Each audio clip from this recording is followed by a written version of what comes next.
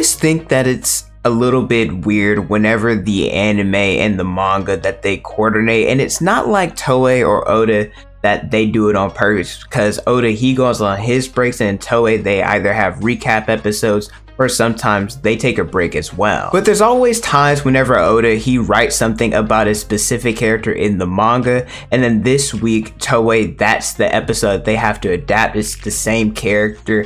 They get a lot of attention from a previous chapter that Oda previously wrote. An example of this and the purpose of this video, it involves chapter 1107 and episode 1093. Recently, the Blackbeard Pirates, they've been getting a lot of love, and I wanted to talk about what their new involvement in the story means for the rest of the series. And because since they're the antagonists, I feel like a lot of times we talk about them in a negative way, so I want to talk about them more in a positive light. But if you guys enjoy regular anime content like this, make sure you guys like the video, subscribe to the channel, and hit the notification bell so you guys never miss out on a new video. With that, my name is Potential Unleashed, and let's talk about why the Blackbeard Pirates are becoming unstoppable. I'm really excited for what's in store for the Blackbeard Pirates, especially because of what they've done so far and what they are going to do for the rest of the series. I want to highlight the manga first, specifically chapter 1080. We know that Blackbeard, he kidnapped Kobe as a pawn for negotiation, and that he wants to establish a pirate island,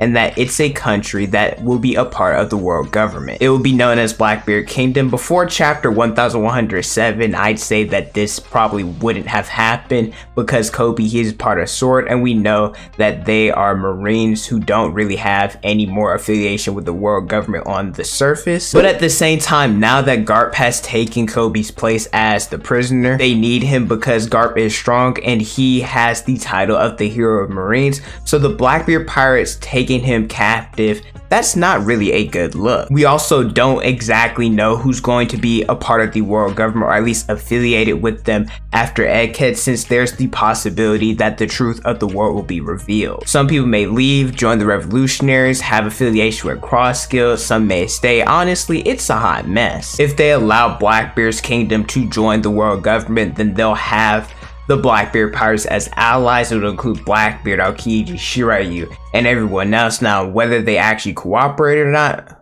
well, who knows? I love the Blackbeard Pirates making their appearance in chapter 1107. We knew that they would be making an appearance since they were already headed to Egghead, but we didn't know when or who all would be there. The two that showed up was Catarina, Devon, and then Augur. Catarina Devon, she was able to touch Saturn, and this is because she wants to be able to utilize her Devil Fruit and turn into Saturn later in the series. And I don't think we realize how impactful this is, because her having the ability to turn into one of the Gorosei, the only person that is above them would be Imu. So imagine what she'll be able to get away with. They had some interesting dialogue involving Blackbeard asking why a woman like her from level 6 of Impel down, why she would be following him, and this is because Teach is special, both his ambitions and his bloodline. We've recently got a lot of information about different bloodlines ever since Whole Cake Island. We know that Big Mom, she wanted to create an island where all races, that they could have equality. From Wano, we got to learn about King of the Lunarians, Egghead about Kuma, the Buccaneers, heck, even the Giants are here. So what exactly is Marshall D. Teach? There's a popular theory that's been going around ever since Jaya that Teach, he consists of multiple people. In Jaya, after the interaction with Nami, Zoro, and Luffy, when asked, Zoro and Luffy said it's not he, it's they. Whether Oda was referring to Blackbeard as being multiple people, or it's about his crew that we saw later in the arc, we are still not sure. Both are possible. During the Odin flashback, he was stated to have never slept a day in his life, and that his life, it must have been twice as fun, implying that once again, he is two people. Blackbeard having the ability to use two Devil Fruits, the Gura Gura and Yami Yami, where it's been stated that if people ate two Devil Fruits, they would explode and die. So the fact that Blackbeard has a special bloodline, it would make a lot of sense for why he's able to showcase what he can do. And it makes me think about the different times that characters had interactions around Teach. Shanks, he mentioned that Blackbeard, he was dangerous and talked to Whitebeard about him. Shanks also, we speculate that this is the individual that he went and talked to the Gorosei about. When Ace went to go after Blackbeard, Whitebeard, he mentioned that he had a bad feeling about this, and we know what exactly happened afterwards. We smoking that ace pack, he got packed up, Blackbeard destroyed him. And I already know people are gonna get mad in my comments talk about, oh, he didn't really destroy him, it was a closer fight. Yeah, I know.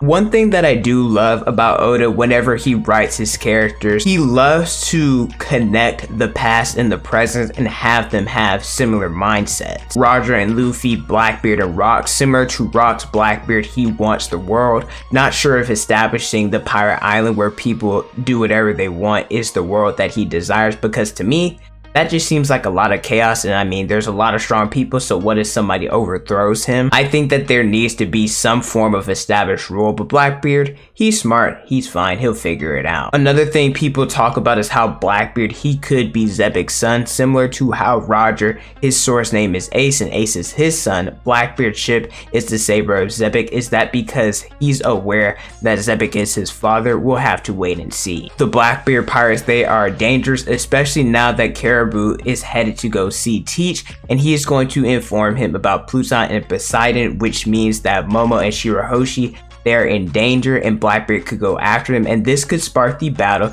between the Blackbeard pirates and the Straw Hats. If that's the case, Blackbeard's crew, they are definitely strong, as highlighted in episode 1093. Now, I know a lot of people, they're going to say, oh, how much stock can we put in the anime?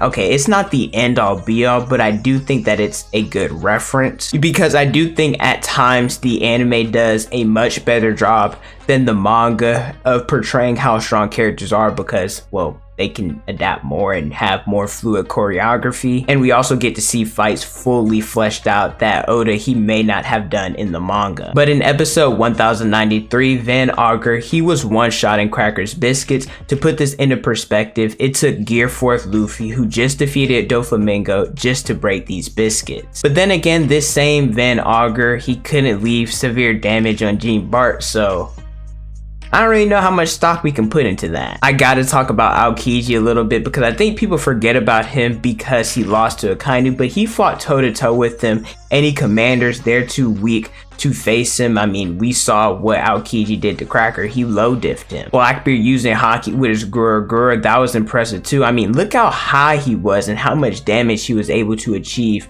from that distance. Once he starts using Advanced Conquerors with both his Devil Fruits, yeah, Blackbeard, he's gonna be a problem. We're gonna eventually see Garp versus the Blackbeard pirates, and I know a lot of people are gonna discredit them. I personally also will agree. I kind of wish that we got to see a little bit more from them, but they're going against somebody who's considered to be, at one point in his career, the strongest of the Marines. He went against monsters like Roger, like Rocks, like Whitebeard and Shiki. Even though he's old, Garp, he's still strong, still able to fulfill his duties as a Marine. And so I'm going to give the Blackbeard Pirates a pass on this. I'm not going to hold it that much against him. But with everything going on in the manga and the anime, I am really excited for what's in store for Blackbeard and his crew. Thank you guys so much for watching. Let me know how you guys feel about Blackbeard in the comment section below. Don't forget to like, comment, and subscribe. Hit the notification bell so you guys never miss out on a new video. Follow me on Instagram, Twitter, and TikTok is on the screen and the description below. Thank you guys so much for watching, and don't forget to unleash your potential.